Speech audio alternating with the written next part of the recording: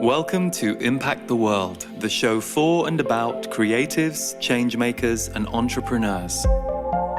This is a conversation episode where a special guest shares with me what they are creating and the behind-the-scenes journey of their experience.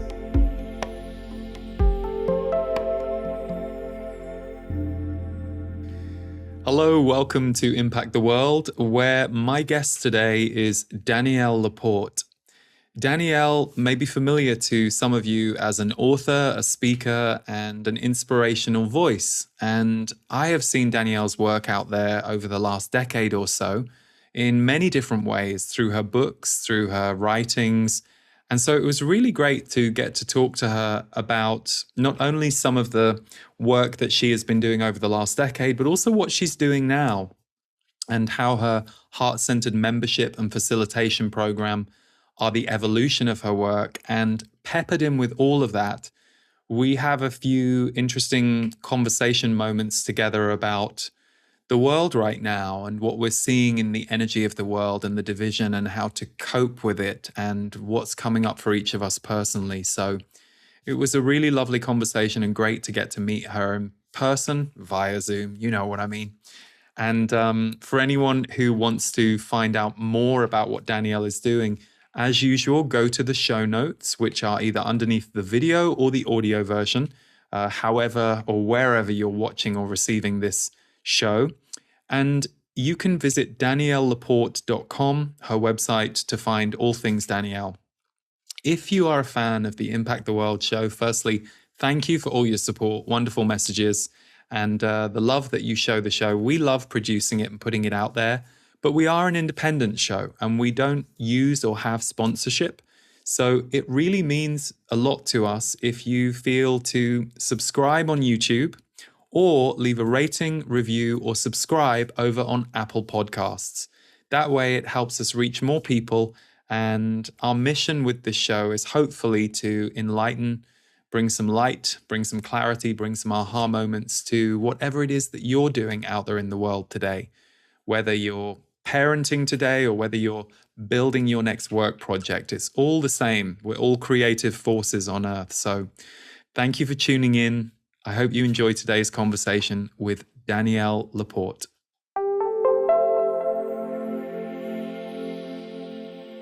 Danielle, thank you so much for coming onto the show. It's a real pleasure to get to meet you after possibly seeing you out there, I guess, maybe over the last decade, and just seeing your work and seeing all the different things that you've been doing. I've really enjoyed witnessing all of the different twists and turns that you've taken with your work. So thank you for being here. I'm happy to be here. Decade sounds so long. I know, right? It's like, original gangster, yeah. Well, I feel, I've been working in the field of self-growth and spirituality now for publicly since 2006. So I feel like I saw you, I'm pretty sure it feels like it's been a while. And I think one of the first things that I came across in your work was the desire map. And really what I loved about your intention with the desire map was the heart-centered goal setting and bringing in feelings with goals. Because at the time we had a lot of,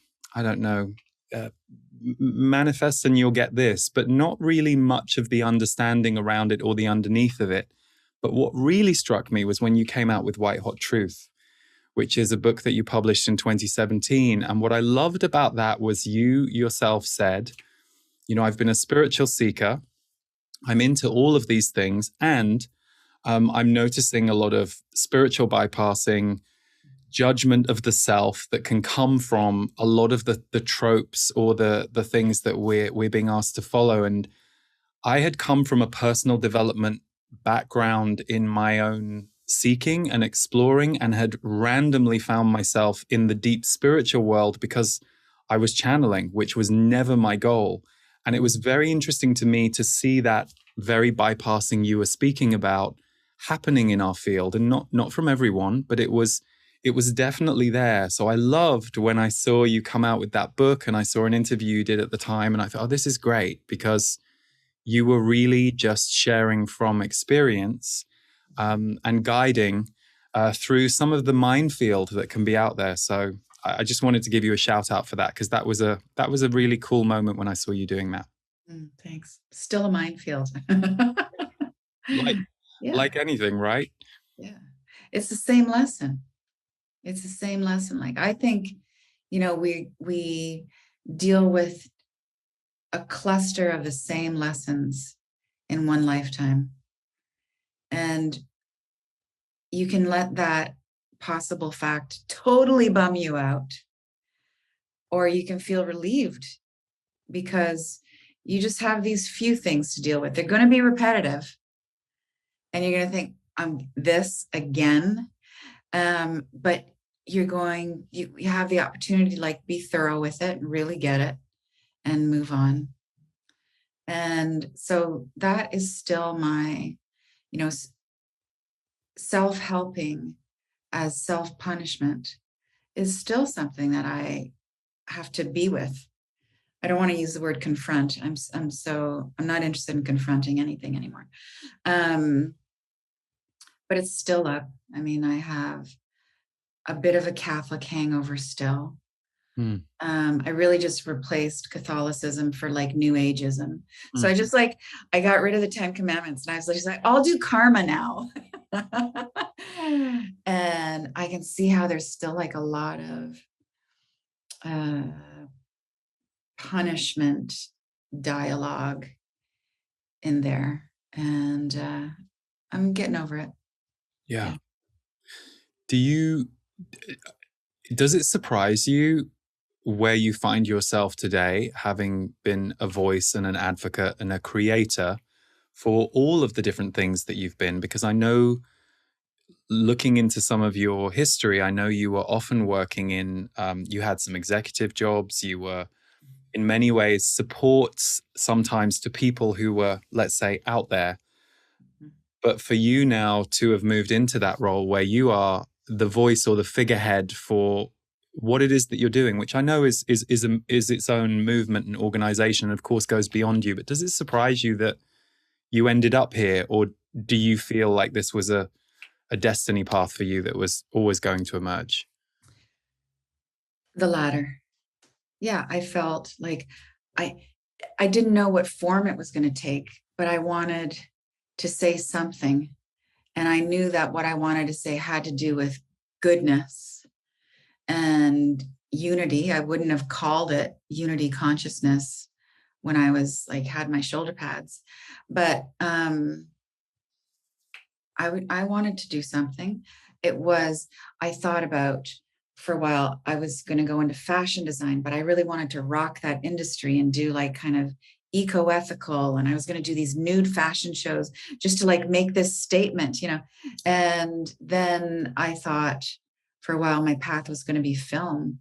And I was really like compelled by like being a documentarian, and then this all, one lily pad to the next. And here I am just writing. For a long time, I still don't identify as a writer.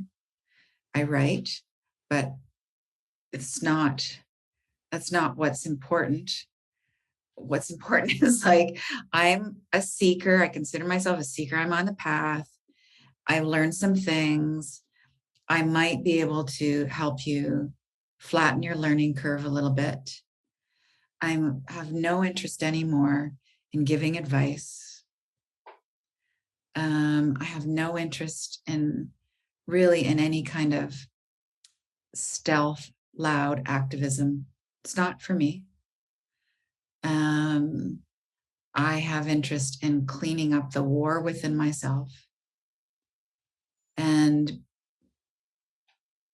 being radiant with that. Yeah.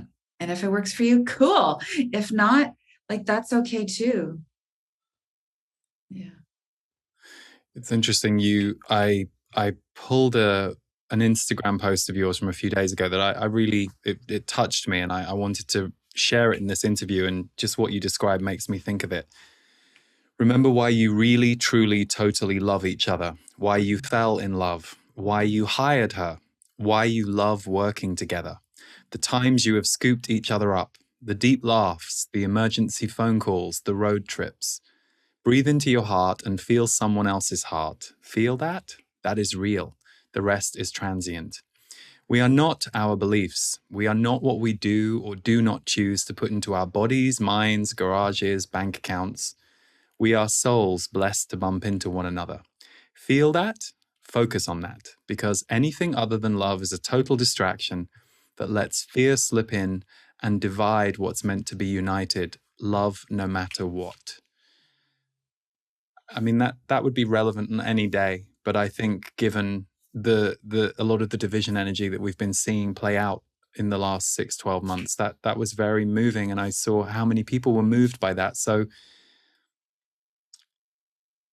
isn't it interesting? You said you don't identify as a writer, and I often wonder if we're never going to be able to identify ourselves as anything. I mean, sometimes we identify other people as a thing, but of course they're far more than that thing, and they're a multidimensional being in their life. So I hear that from every creator I ever get to talk to. I know that myself. And I believe actually it's a gift when we stop identifying with certain things. But it's interesting because to read that, you go, oh, that's a beautiful piece of writing or channeling, however you call that in, but it's beautiful. Thank you. Yeah, that is from the suffering of relationships right now. I just, I have my own tangles in the entanglements, but it's just like every day, like, I have a Heart Centered membership community. We meet every 2 weeks, and the questions now, it's just this percolation of polarization. Everybody wants to know, like, how do I navigate coping with people who did this and didn't do that? And marriages are splitting up because of different medical choices. And we are more divided than ever. I don't think anybody can argue with that. And my experience has been like, listen, I fell in love with my friends for a reason. I stuck around for a reason. My heart knows that. I also cognitively and spiritually know I am not my thoughts. I'm not my thoughts. This is basic consciousness, right? Like, and if I'm not my thoughts, then I am definitely not my beliefs. And if I'm not my thoughts and my beliefs, then neither are you, or neither the people that I've loved for decades. And I'm just going to remember, like, I just love them. And who knows what's true right now? You just can't. I mean, the truth with a capital T, ineffable, unknowable. Any great mystic will tell you that you can't know it. Somebody can't give it to you. They can hint, but you still have to have this opening awareness experience yourself. So we think that what's going on in pop culture or mainstream or being passed around by influencers or major networks that are owned by the same white guys who are, controlling everything, like that, any of that is true. And then you can go even further and take like an even more mystical Buddhist, cosmic, Christian even perspective that like this that what we're doing now, having bodies, having this experience, this is the dream. And when you close your eyes and you tap in and you meditate or you reflect, that's what's real. So I'm not even concerned anymore. Like, well, I'm concerned. I take that back. I have deep concerns. But I look at so-called truth in this dimension now as just like passing clouds. And just like feelings and just like emotions, and all those truths are just based on feelings and emotions anyway, which all come from the subconscious.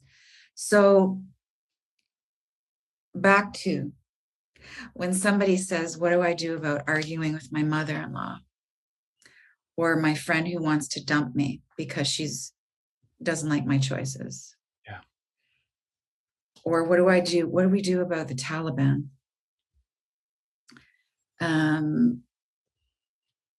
Step one, you feel the sorrow, you don't reject it. You even feel the rage, you just feel it all, you let it all in. And step two, you just look at it all within yourself, because it's easy. I can talk about love. I consider myself a loving person. I know I'm a loving person. I don't have to consider it. I am a loving person. And I want to hammer some people some days. And I can get on that quickly. But even though that's just a seed frequency in me, it's just a seed, it's small, it's still within me. Mm-hmm. Now, with other people, it's a daily diatribe. It's being a member of the Taliban. It's mandating ridiculousness. It's totalitarianism. But I have seeds of totalitarianism within myself. So I got to work on that. Yeah. Well, and it's interesting how we're all seeded by everything that's out here and that we were born into. It's like, sure, we're a unique soul, but we were also born into a certain human construct at a certain time on earth, and you know, that becomes our clothing too. So I so agree with you.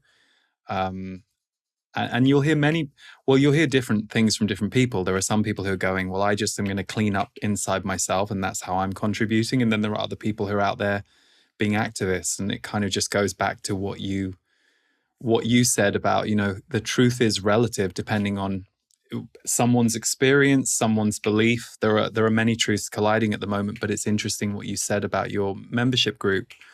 My membership community, which we've had for 8 years, the portal, Wow. the intensity of the questions, Yes, and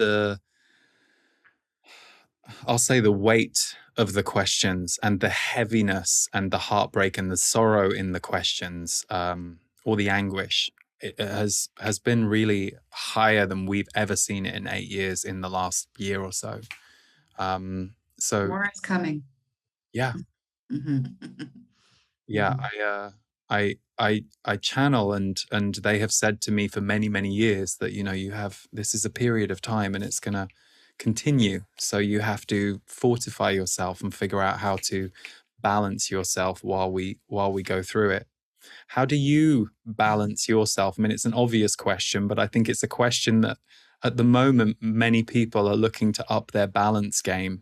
Like, are there any practices you have, or are there certain things you go to?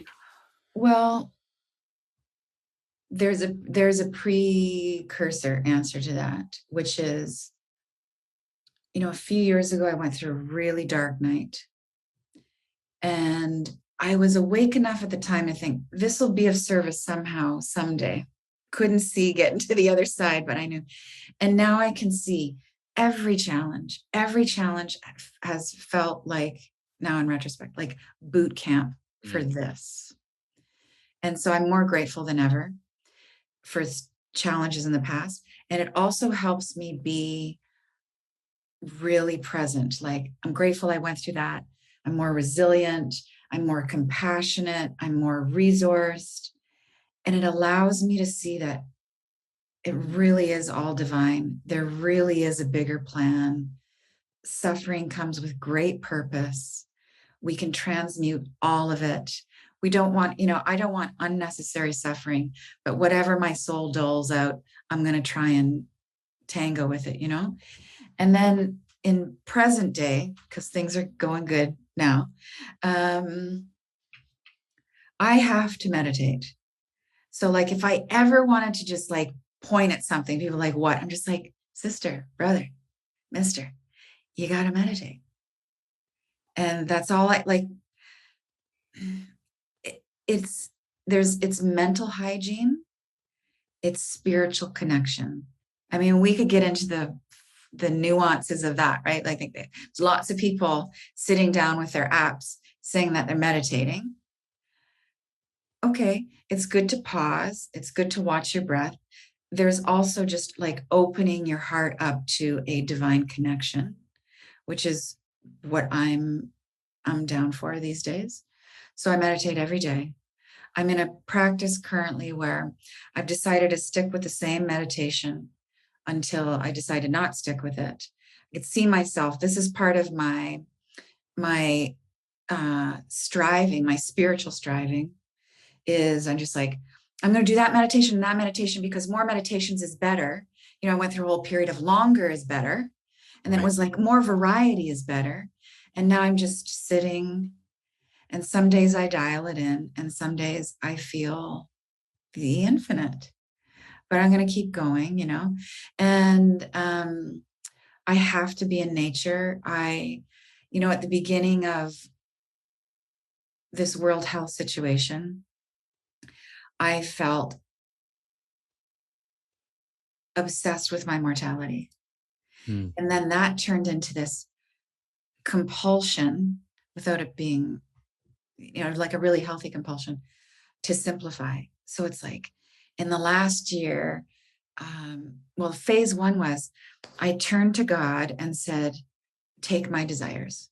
I'm going to give you my 3 big desires. Like, I want to live, and I want to have a career, and I want to be partnered with an awesome person, and just take them all. Take it. And it was it was arduous, and but I really let go, and then it all came back. And I decided I want to live. In fact, I want to live more than ever. Like, any hangover I had about I want off this planet, not in a suicidal way, but please get me out of Babylon. I want to go back. Common statement. Yeah. Right? I want to go back to my star home. That's gone. It was gone in that letting go. Like, I'm good to die. I don't want to leave my son, but I'm not afraid to die. And then I let that go. I was like, if I'm going to die because of this, what? Okay. And then I decided, no, I'm here. I am here for this, Lee. And then career. I was like, I can give up all my stuff. And I don't know, I've been a waitress before. I can figure it out.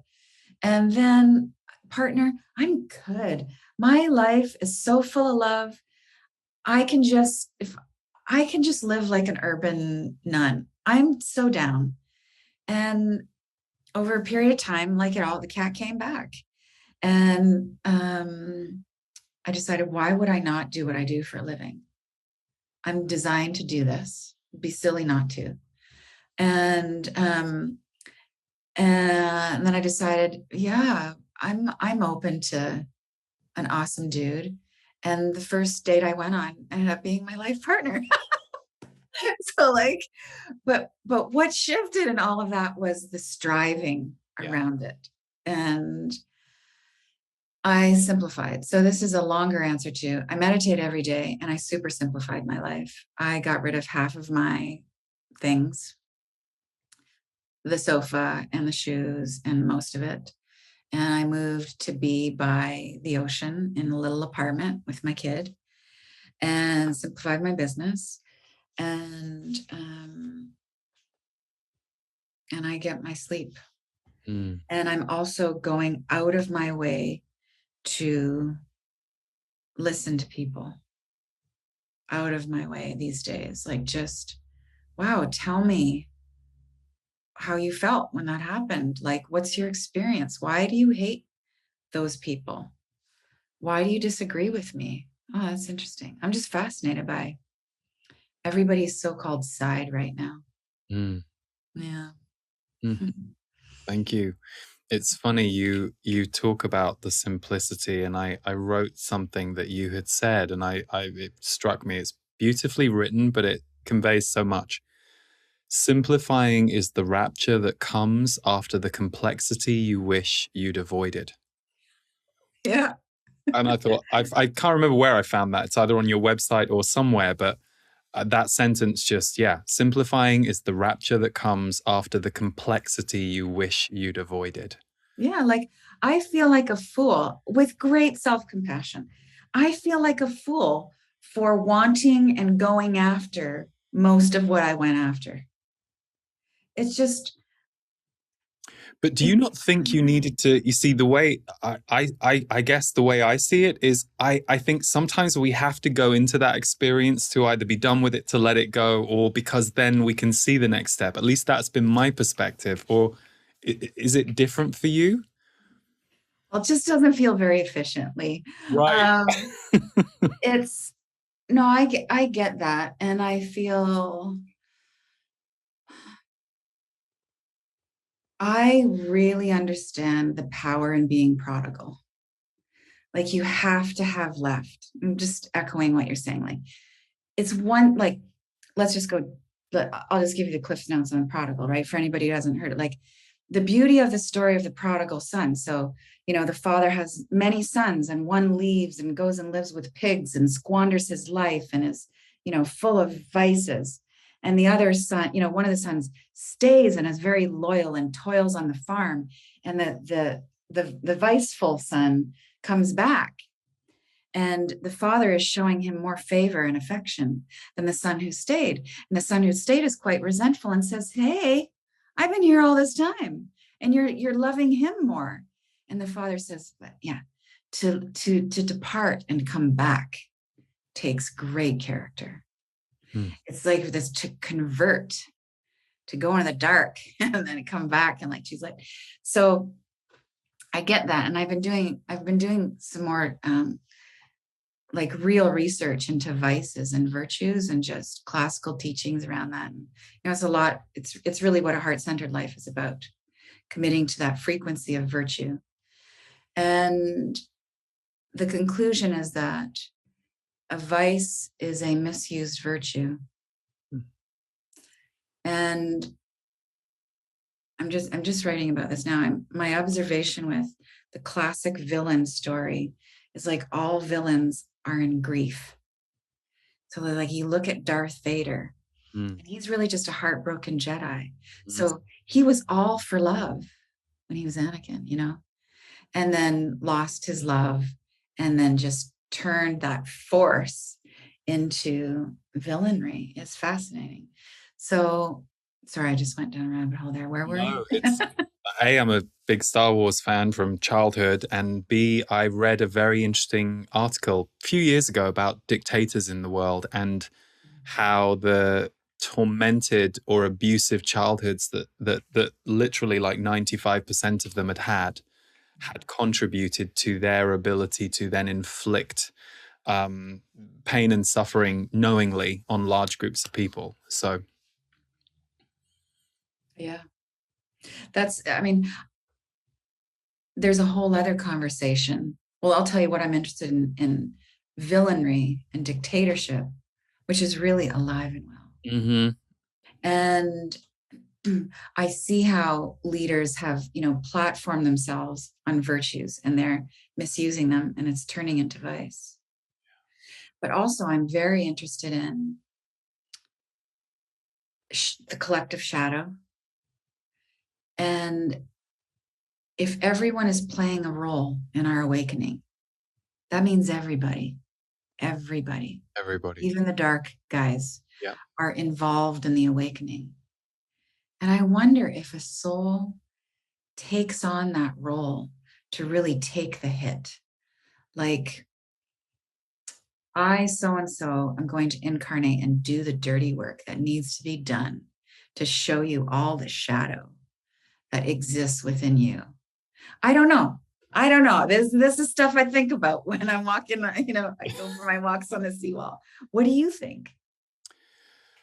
A couple of different things. Like I have my own perspective, but whenever I channel my guides, it's always interesting because, of course, they are not coming from a human perspective. They're coming from up here, and from their perspective, they will say that, one thing they will say a lot, which always makes sense to me, is that we are tiny ants in the scheme of our position as human beings, our time on Earth in each incarnation, and the progression of what's happening here on the planet. And so we are compelled to get very emotionally, psychologically, and physically invested in everything that's going on here. But they kind of just see it a little bit like the way you see lights from a plane when you're flying at night over a city. They say there is a jigsaw taking place and it's constantly moving. And they talk about catalysts for change and how we each come back here and embody and take on different roles that will both serve our soul development and serve the map of what's going on at that time. So for sure, you can look at some of the, you could say, agitators on our planet, culturally or collectively, and they are playing out a role that we are also playing back. because we are then in relationship to them. It's the same as the empath narcissist dynamic. The narcissist isn't the evil person that you might want to call them on your journey of healing as the one who played the empath in that dynamic, but actually you're equally attracted to each other. You're equally wounded in different ways.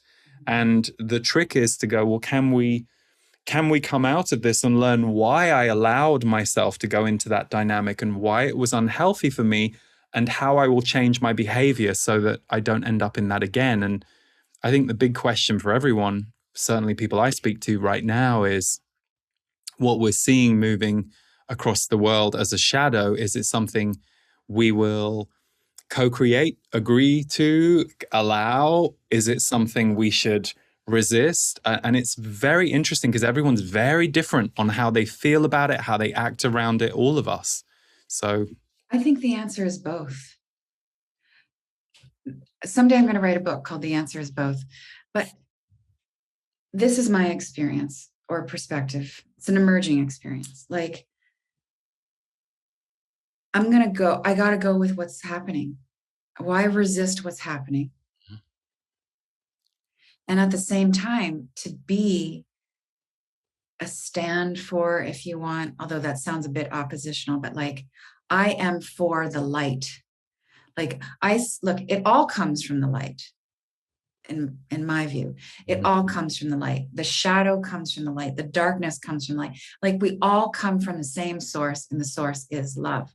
So I'm going to continue to like turn my consciousness up and open and back, and my thoughts and all of that, my work, to light, to love, to group love, to group determination. So it looks like that choice is in opposition to the darkness. It's just large enough, one would hope, large enough to like hold the darkness. So it's like, hey, darkness, I know we're from the same mother. I also know what's right. So we protect children, and we protect the resources of the body of Mother Earth. And we are a stand to embody goodness and truth and compassion. We all come from that. That's where I'm at. That's where I'm at today. Yeah. Totally. But it's interesting, isn't it? Because the spell of fear that can overcome any of us, I think, can steer us away from having such an encompassing or heart-centered approach to people, to the world. And it's interesting to watch how a lot of the judgment that I've seen flying around lately, it rarely comes from heart. I mean, if someone is giving you guidance saying, oh, you need to protect that child, they're not usually harsh, or they might be firm. But what I'm witnessing and seeing, and I think what I'm hearing that many people are alarmed by, is how if you like, the driver of fear or anxiety or an activated nervous system because of everything that's going on is leading to more conflict, push against, division. That's kind of something that I'm just sitting with. But what do you think people are scared of? I think that one thing that I'm surprised by is I think there is a total fear of death that we have as a culture that has driven so much of the hysteria in the last 18 months. And I'm not talking about not having compassion for people who are dying from anything, whether it's a specific health thing that we've been dealing with or anything. But for me, a fundamental truth is we are going to die, and we might die when we're 90 if we live a long life, and we might die when we're 7. We don't know.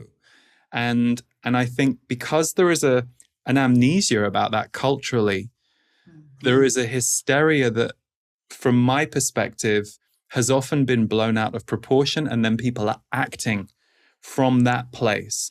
And I'm not saying they can't make the choices they're making, but there's a lack of critical thinking or allowing for different sides to be considered.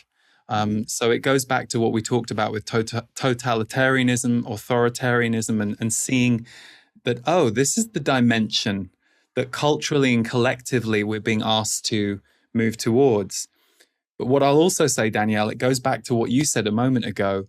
I've never felt more aligned, purposeful, or awake at this moment in my life than I ever have. And I Yeah. can say that with full authority. And if you'd have said to me, that will coincide with a time in the world when the world looks like this, if you'd have said that to me 15 years ago, I'd have gone, well, what do you mean? Those are two completely discordant things. So I also totally hear what you were saying about, does the shadow wake us up? We all know that awakening is not pretty unicorns, rainbows, and butterflies. For most people, it can be for about a few days or weeks, and then often you're plunged into the furnaces to burn all the things away that you didn't know you were going to have to burn away. Mm-hmm, mm-hmm. The furnace. I am so with you. It's the fear of death. Yeah. And it's interesting to me that we're willing to, because of our fear of death, surrender our ability to live. Because that's the other thing I'm kind of witnessing. It's like, oh, wow, people and we as a culture are willing to diminish certain aspects of the way we live, certain fundamental things that are really important to us in order to protect ourselves from that. So for how long and in what way and where it will all go, remains to be seen. But I think one thing you said earlier that I know many, many people who gather around the work I put out there, we all know so well that sentence, I don't want to be here, wrong planet, wrong life. Surely this isn't the incarnation. I also feel, even as we're talking about what we're talking, I've never felt more committed to being here, even with everything that's going on that's potentially more troubling, heartbreaking, or mystifying than myself years ago could have ever handled, could have ever been able to kind of be with. And what's your relationship to fear right now? It's a good question. What's my relationship to fear right now? I can't answer that from a mental place, but what I got an image of the tarot card, the Fool, and I heard laughter. There's something about fear for me right now, interestingly, that seems, I won't say laughable, because fear can be a very destructive force for all of us, but I don't believe it the way I used to believe it. I think that's possibly where this is coming from, where this in this moment, I don't take fear seriously as much as I used to. Maybe that's where I'm sitting today. I don't know, because it can all change, of course. But yeah, I don't know if that answers the question. Yeah, brilliant. Yeah. How about you? I've been experiencing a lot of fear. And it's been unsettling because, fear sucks. But this is what I learned is you take a step towards beauty and chaos is going to come up. You take a step towards joy and sorrow is going to come up. You take a step towards life and love and fear is going to come up. So it's sort of thrown me, it's been like being in a washing machine, but I finally figured it out. So now that I can see that phenomenon really in my life. And also I came across some teachings from Pema Chodron, who, I love her work. And she was talking about, in the early days when she was really committing to Buddhism and she was going to give it as a nun, she started experiencing all of this fear. And she said to her, I think the Lama who became her root teacher, just like, I'm scared all the time. He's like, welcome to the work. And, and you move down the road and the fear dissolves and you can laugh at it, hopefully. And then it might come back because life is in a new way, in a new form. Yeah. And I don't want to reject it. I know better now to reject, to not reject things. But I want to be courageous. And I know that I mean, we all know, many of us know the definition of courage is, French, Latin, cœur, from the heart. But I really am getting that now. Like, courage is fortitude of the heart.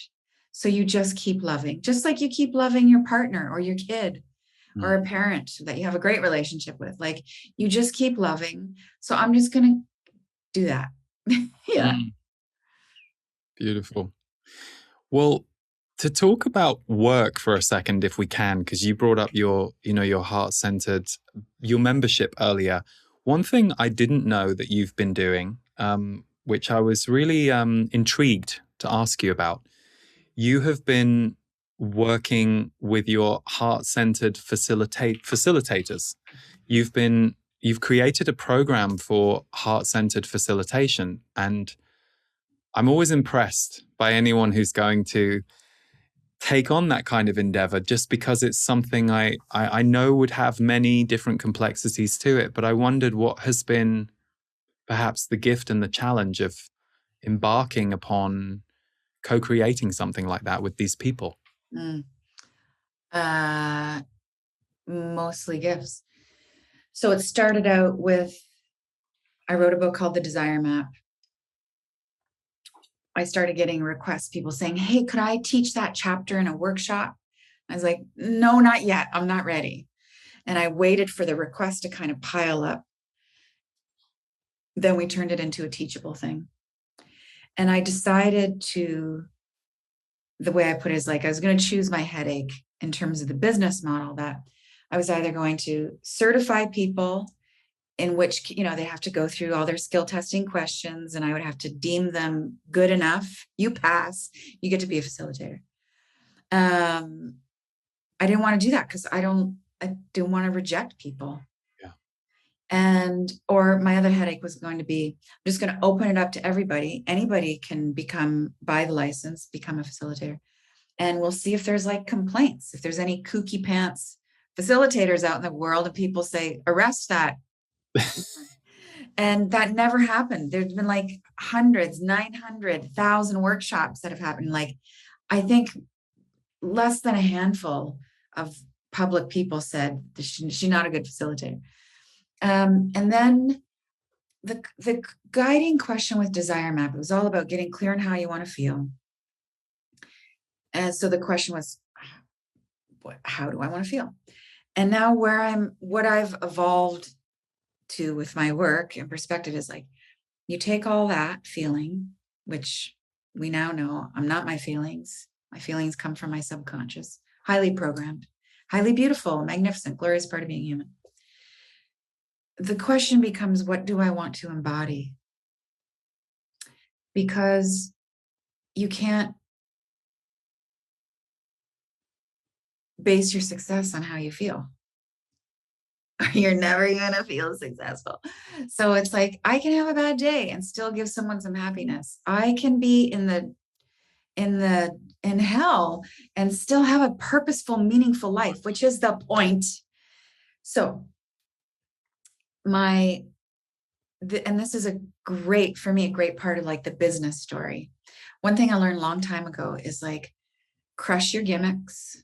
Don't stay hooked onto what everybody wants from you. And have the courage to evolve in public. So I just told all my, it was a big day. I told all my Desire Map facilitators, it's changing. I believe something different now. It's bigger, it's more, it's deeper, it's higher, it's virtuous. And you can come with, or you can peace out. But we're creating new content. We're going to train you to be a heart-centered facilitator. So what I also know about business is you collaborate with people who are way smarter than you. And so I brought in like 4 integral master level certified coaches, people who knew what they were talking about in terms of pedagogy.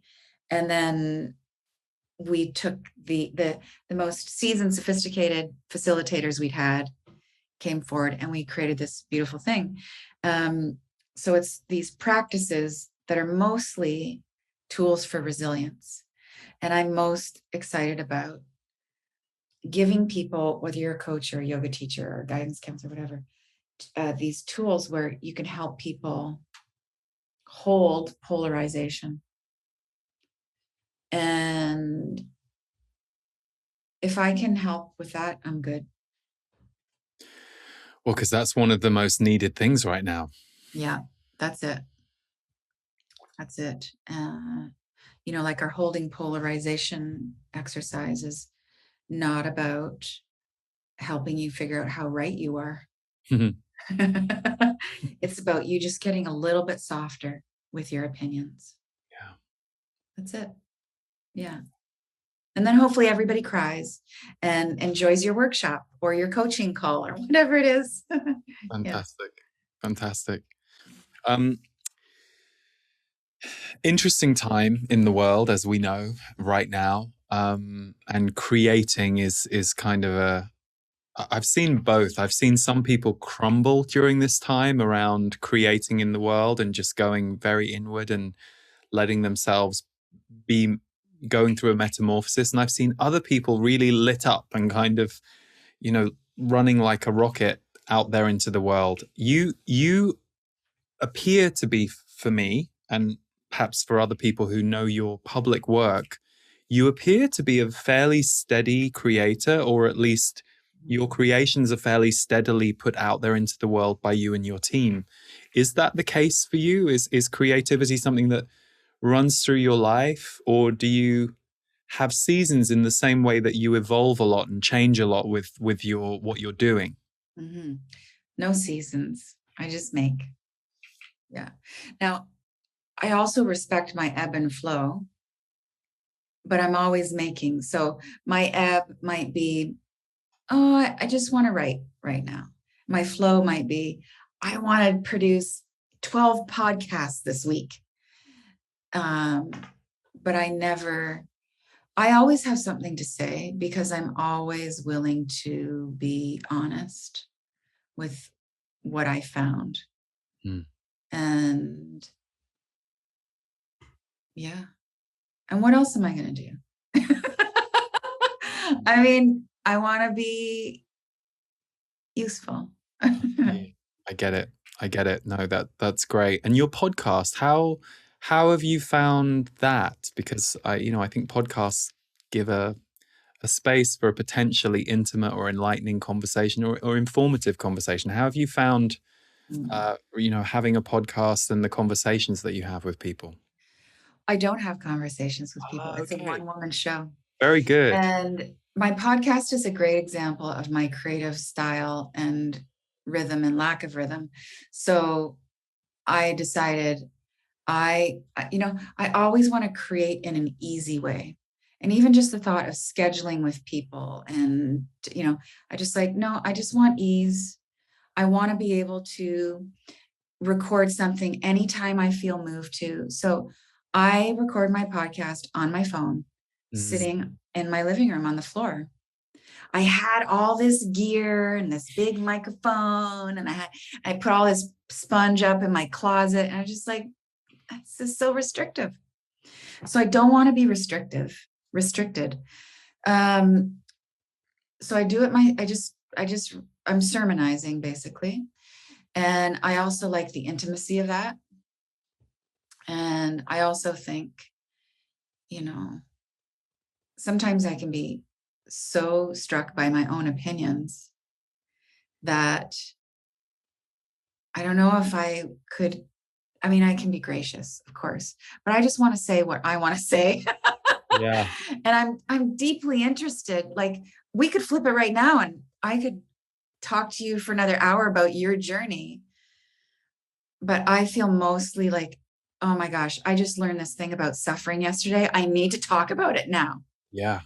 And then I put my podcast out, and, in terms of numbers and all that, did awesome. And then I just didn't feel like doing it for a while. And then I wanted to go write a book, and then I fell in love with somebody, and I was like, oh, I'm just going to go to the beach. And I'm reorganizing my life. So basically I can just podcast all the time. I think many, many people listening and watching just breathed a huge sigh of relief and went, what do you mean I could just sit there on my phone and not, because so many people I know who are either just beginning in the work they do in the world that involves broadcasting, or they've been doing it a while, but they think, oh, I've got to figure out this equipment. It's a minefield. And no, you don't have to. You can just You don't have to, do and it your way. you can publish as much as you want. I mean, this is not a great way to run a business, but I don't care. It works for me. And my professional journey is always about freedom and consistency, and like that dance. And it can be messy, but I keep it deep. Mm. You can rely on me for depth. Mm-hmm. Maybe not every Monday, but I will show up and be real when I show up. Yeah. And you said you have 2 live calls a month in your Heart Centered membership. Yeah. And I love those. This is another like great creative learning. Like, I love being surprised by how much I enjoy something. You know, I just thought, I didn't know what the calls were going to be like, the types of questions. This is part of my need for freedom, which we all know is an illusion. I am free. I just tell myself a story that if it's, if it's on the calendar, I'm not free. And I am so nourished by the engagement with everybody. And it helps me stay in touch with what's really happening in the world. The news can suck it, but when you get together with a few hundred women every other week, and they're in agony and in glory, and they're wise, they are wise, and they are committed, and they are friendly and pissed off, and all of it, you know what's going on in the world. Yes, I love them. I might do more of it. Beautiful. How long have you done that for, the membership? It's been 1.5 years, and that we could talk a lot about memberships. Like, I started that membership on a very traditional foot of, we're going to have a theme, and you can only sign up 4 times a year, and you create this kind of demand, and then you supply it. And I'm just like, oh God, I don't like this. This has never felt right to me. Why? I'm committed to helping people alleviate their suffering. Why would we not set this up so someone can join any day they want? Absolutely. And forget the facade of like, there's a waiting list. There's no waiting list. Everybody just getting their shit together before they can launch it again. Like, they're just building up this. It's an illusion. It's all an illusion. So, sorry if that's how you run your business. Sorry, because I know you have a membership. It's funny. I was adamant with the membership we started 8 years ago. I was adamant.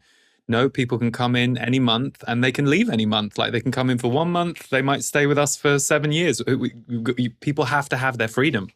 Yeah. Because freedom is one of my core values, by the way. So I was laughing when you were talking about freedom, because I've had to negotiate my personal story about freedom as things changed in my life. Yes, I get that. I'm negotiating my personal relationship with freedom too. So where I'm at now with the membership is you can come in any day you want. And it's another experience of evolving in front of everybody. Like, we've made some changes, and then you have a bunch of people say, I don't like that. You're like, I can't please everybody. And then you change that, and people go, I love it. And now I really want to change it. Nobody knows this yet, but I really want to change how we're doing it. And it's going to be radical. And I'm going to have to step forward and say, parts of this aren't working. And for my own freedom, so that I can serve more, I want to do this. And I hope you stay. And this, you can't, as someone with a business, and I have a team of 10 people, like, I have responsibilities. Mm-hmm. You have to think through these things when this is your livelihood. I'm also figuring out how to be prepared if I need to be, like, lose my livelihood. If there are major disruptions that come down the pike here, and we can't just Zoom, or money, just digital things just evaporate, then what do? I'll go for a walk, and I'm planting potatoes. Yeah. If that moment comes, it will come to you, as it will come to all of us, but we won't even visualize that right now. But I hear you too about being prepared, and just knowing, kind of having some idea of how you could adapt, especially when you have a team and also a community, like a community that you serve. It's not just you anymore with your idea. It's actually an active and alive thing in the world that's a relationship with so many people. Yeah, it's a relationship. Yeah. You have to keep each other informed all the time. Yeah. Beautiful. Well, Danielle, thank you very much for coming on today. I've really, really enjoyed talking to you. And as I say, seeing you out there in the field as a creator for many, many years, it's been really nice to A, meet you, and B, hear a bit more about what you're doing, and also just chew the fat on our never dull global situation right now. So thank you for your transparency and your being. Oh, you're so lovely. Thank you. Anytime. I would love to keep talking. Yeah. Thank you. And thank you, everybody listening. Yeah. Thank you. And for everyone listening and watching, if you want to learn all of the things that Danielle does, or you want to engage with the Heart Centered membership or learn about the Facilitator Program, we're going to put links, as usual, in the show notes underneath the show if you're watching on YouTube, or in the show notes over on Apple Podcasts and wherever you're listening to this. But to visit Danielle's website, you can find her at daniellelaporte.com. And we'll also add a link to Danielle's Instagram, which is a great Instagram page with lots of goodness going on in so many ways. So thank you for tuning in, everyone. And thank you again, Danielle. Thank you. Hello, I'm Lee Harris. I'm an intuitive and a channeler. And every year in January, I hold a rebirth course, a way for us to look at the year that has gone and let go of what we no longer need, and look ahead at the year to come and see what we might want to create in our life. This year, I'm going to be bringing a lot of channeling to my rebirth program. So I will be channeling my guides several times throughout the course of the 2-week program, and they will be bringing transmissions through, all based on empowerment. When I was tuning in this year as to what the overarching theme for Rebirth 2022 would be, I heard very clearly from them the empowerment sessions.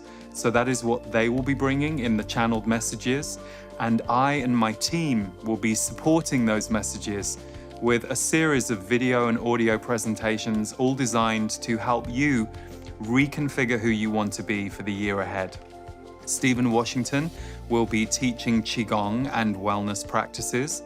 I will also be doing a whole session on manifestation and creation and our habits and our patterns, and how we can elevate and change those in order to bring in the new. And my team members, Marty and Wendy, will be adding some support videos, as well as an MP3 recording that you get as soon as you sign up, called Your Garden of Higher Consciousness. Rebirth is always our biggest course of the year, and so we have a very large community from all over the world who tune in and, most importantly, weigh in. So we have a community forum that's completely private, and it's where you and other members can share your experiences, not only of the material, but of what's going on in your life right now and what you're looking to cultivate. So the group energy that forms around Rebirth is very strong. And we also have transcripts and worksheets. And once you are in Rebirth, you will have lifetime access to all of the materials. So even though we run most of these sessions live as live broadcasts, you don't have to be able to be there live. And if you do miss a live broadcast, you will get the replay on video and in transcript form and audio within 2 days of the broadcast. We begin on January 17th, so if it resonates with you to join us for Rebirth 2022, the empowerment sessions, I, my guides, and my team would love to welcome you.